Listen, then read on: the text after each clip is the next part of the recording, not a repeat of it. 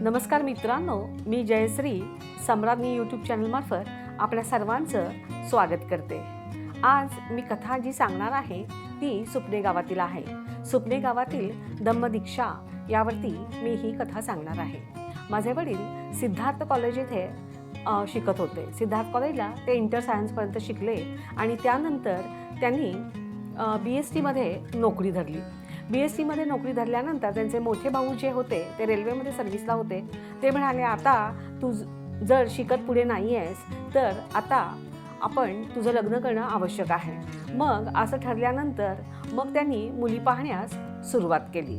मग मोठे काका जे होते ते रेल्वेत असल्यामुळे त्यांचे जे मित्रमंडळ जे होतं त्यांना त्यांनी सांगायला सुरुवात केली की माझ्या भावाला एखादी मुलगी बघा आणि साधारणपणे तिने SSC झालेलं असलं पाहिजे अशी माझ्या भावाची अट आहे।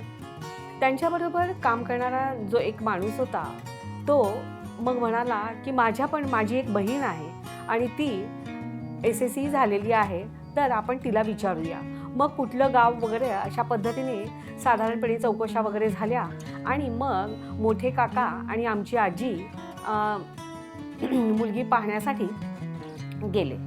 मुलगी पाहण्यासाठी गेल्यानंतर जे आहे प्रथम मुलीला प्रश्न वगैरे कोणी विचारायचं असं ठरलं होतं। त्यानुसार आजीने तुझं नाव काय, त्याच्यानंतर तुझं शिक्षण किती झालं आहे याबाबतची माहिती विचारली। त्याच्यानंतर जी मुलगी म्हणजे जी आमची आई नंतर झाली तर तिने उत्तर दिलं की माझं शिक्षण जे इंटर आर्ट्सपर्यंत मी शिकले। मी पुण्यामध्ये माझं SSC झालं आणि त्याच्यानंतर मी सांगलीमध्ये इंटरला गेले। इंटर आर्ट्सपर्यंत मी शिकले आणि मी कधीही फेल झाले नाही असं तिने सांगितलं। त्यावेळेस आजीला ते साधारणपणे लक्षात आलं नाही, तरीसुद्धा म्हणजे फेल झालेली नाही याचाच अर्थ हे काहीतरी शिक्षणाशी संबंधित असावं असं तिने कयास बांधला आणि तिनेही सांगितलं की माझं बाळ देखील कधीही फेल झालं नाही। त्याचप्रमाणे तुझी जन्मतारीख काय, तुझं वय काय, अशा पद्धतीचे प्रश्न जे आहेत ते आजीने विचारल्यामुळे त्यांना सर्वांनाच म्हणजे आजीने म्हणजे आपण एक सुशिक्षित आहोत अशी म्हणजे सर्वांचा म्हणजे त्यावेळी समज झाला होता। परंतु त्याच्यानंतर मुलगी तर सर्वांना म्हणजे काका जे गेले होते मोठे काका आणि आमची आजी यांनी तर पसंत केली होती। त्यांनी मग सांगितलं की आमचा मुलगा देखील येईल आणि मग पुढचं आपण ठरवू।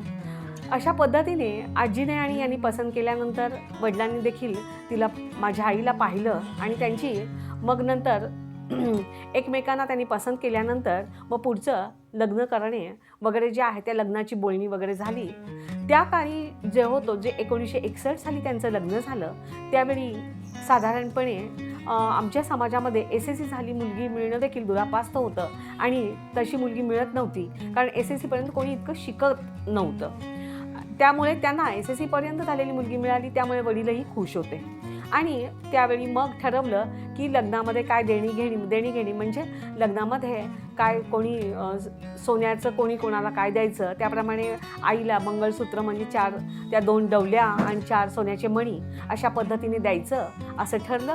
त्याचप्रमाणे वडिलांसाठी मग त्यांनी कोट वगैरे घ्यायचा असं ठरलं। मग तो कोट वगैरे जे आहे त्यावेळी 100 रुपये तोळा अशा पद्धतीने सोनं होतं। आणि मग सुपणे गावामध्ये यांनी त्यांचे एकमेकांनी कपडे काढलं, मुंबईमध्येच काढायचं असं ठरलं। त्यानुसार ते सगळं झालं आणि मग सुपणे गावामध्ये लग्न करायचं असं ठरलं।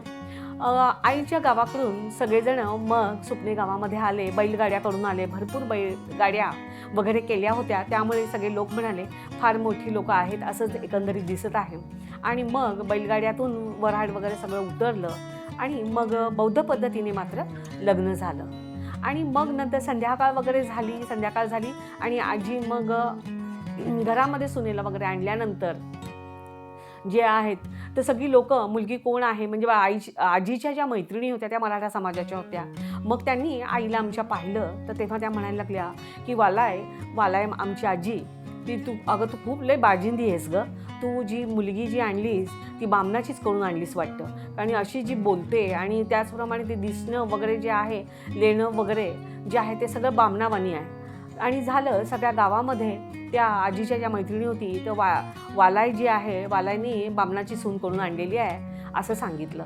झाली सगळी लोक बामणाची बाई कशी आहे हे पाहायला सगळं गाव लोटलं। परंतु नंतर आमच्या आईने सांगितलं की मी बामणाची वगैरे नाही आहे, मी पुण्यामध्ये शिकलेली आहे, त्यामुळे बोलण्यामध्ये तो जो पुणेरीपणा आहे तो आहे असं तिने सांगितलं आणि मी यांच्याच समाजातील आहे असं देखील सांगितलं. मग तेव्हा सगळ्यांना ते समजून चुकलं. आता लग्न झाल्यानंतर पुढील 2-3 दिवसामध्ये पाहुणे रावळे वगैरे यांचं येणं जाणं होतं, परंतु बौद्ध पद्धतीने झाल्यामुळे मग ती पूजा किंवा गोंधळ वगैरे असल्या गोष्टी अजिबात नव्हत्या.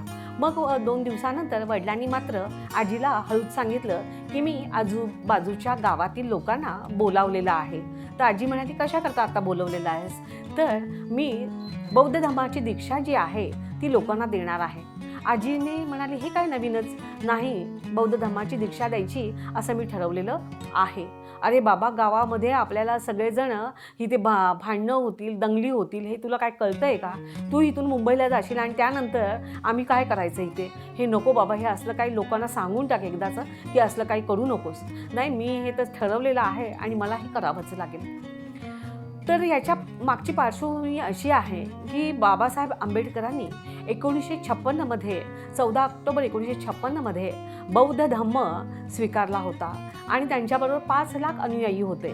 परंतु महाराष्ट्रातील इतर जो समाज होता, इतर जे लोक होते, त्यांनी बौद्ध धम्माची दीक्षा त्यांना देण्यात आली नव्हती. तर पुढील रणनीती अशी होती की ज्यांनी बौद्ध धम्म घेतला नाही त्या लोकांना आपल्या बौद्ध धम्माचा प्रसार जो आहे तो करणं आवश्यक होतं.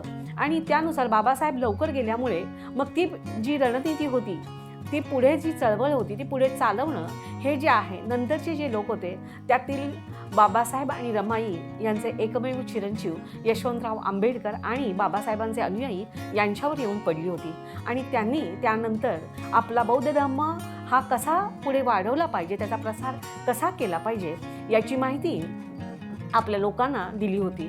वडील तर सिद्धार्थ कॉलेजमध्ये होते, त्यामुळे त्यांना ती जी पुढची जी आखणी आहे, रणनीती आहे ती माहीत होती. त्यामुळे त्यांनी ते ठरवलं होतं की आपण ते काम केलंच पाहिजे. तसंच ते जे कोकणी समाज होता त्यांची जी बौद्धजन पंचायत होती त्याच्यामध्येही ते सेक्रेटरी पद त्यांच्याकडे होतं. या ज्या गोष्टी होत्या त्यामुळे त्यांना पुढील जे काम जे करायचं होतं त्याची जी माहिती होती ती त्यांच्याकडे होती आणि त्याच्यामुळे त्यांनी ते ठरवलं, काही झालं तरी लोकांना हा आपला प्रसार करणं फार आवश्यक आहे.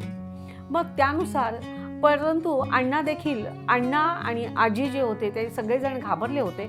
हे तू करतोयस ते बाबा आम्हाला फार भीती वाटते, गावातील लोक काय करतील, आपल्याला मारामाऱ्या होतील वगैरे असं सगळं सांगितलं, दंगल होईल. परंतु नाही म्हणाले, हे मी ठरवलेलं आहे, हे असंच होणार. त्यानंतर ते म्हणाले तुम्ही घाबरू नका, कारण गावातील दुसरे जे एक आहेत, जे समाजसेवक आहेत, नेते आहेत, जगन्नाथ पाटील, त्यांना देखील मी हे सांगितलेलं आहे, जर काही लोकांनी अडथळा निर्माण करण्याचा जर प्रयत्न केला तर अशा लोकांना मी अडवेन आणि तू काही घाबरू नकोस, तुला जे काही करावयाचं आहे ते तू कर.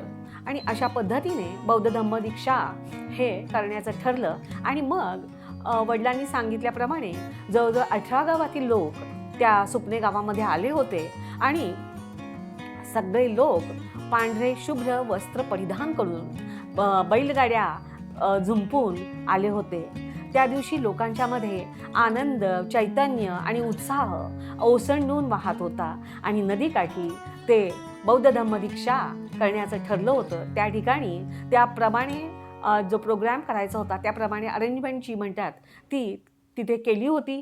त्याच्यामध्ये पांढरं शुभ्र वस्त्र टेबलवरती असं टाकून त्याच्यावरती बुद्धाची मूर्ती ठेवून अशा पद्धतीने आपण जे बौद्ध धम्माची दीक्षा जी द्यायची आहे त्याच्याकरता बुद्धाला आंबेडकरांना हार वगैरे घालून त्रिशरण, त्याच्यानंतर पंचशील आणि बाबासाहेबांनी सांगितलेल्या 22 प्रतिज्ञा या सगळ्या लोकांना देऊन हा बौद्ध धम्माची दीक्षा देण्यात आली होती.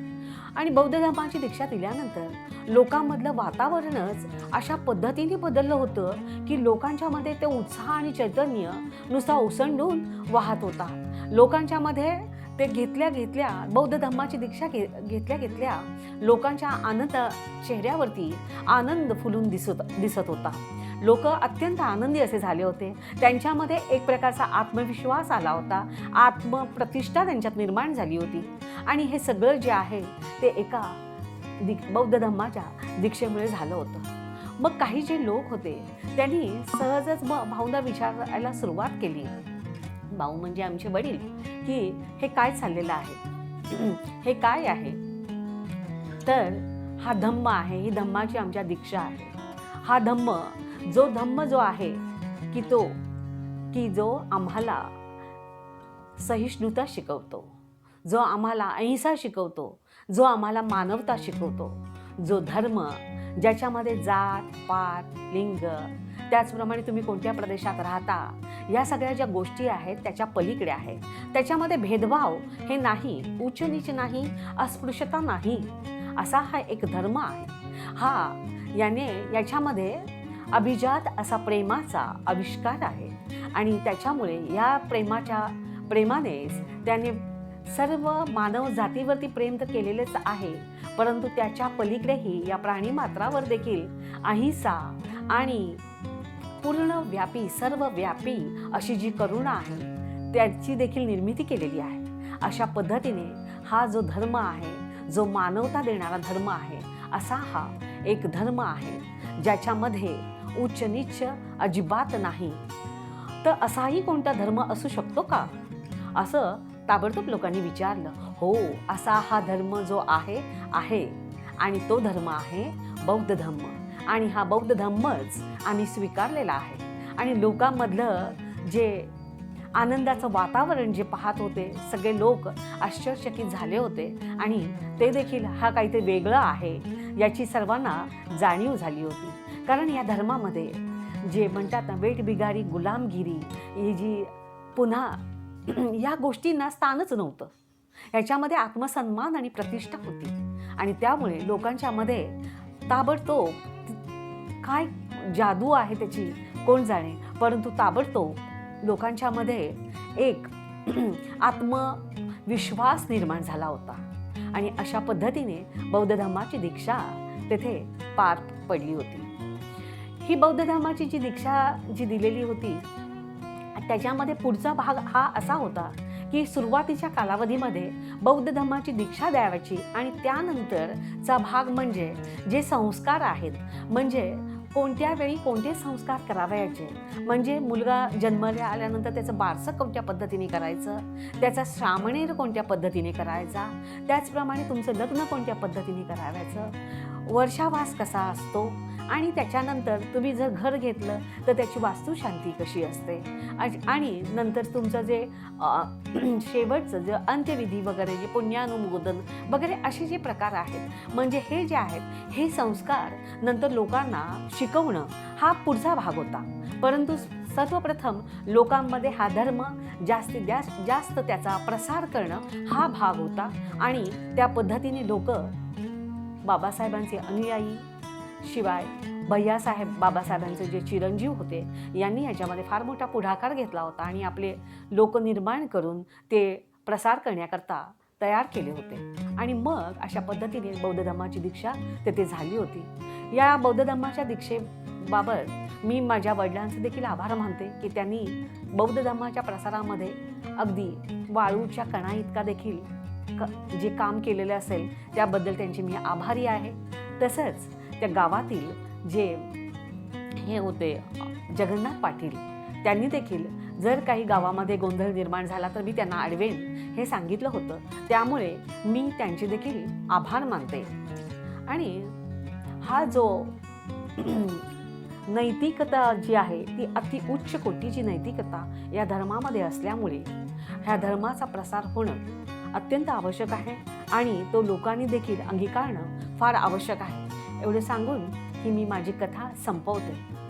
आतापर्यंत मी सांगितलेली कथा माहिती जी आहे ती आपणास आवडलेली असेलच, तर आपण माझ्या या कथेला माहितीला आपण सर्वांनी लाईक शेअर करा, त्याचप्रमाणे जास्तीत जास्त सबस्क्राईब करा आणि माझा हा व्हिडिओ मी आता संपवते. धन्यवाद.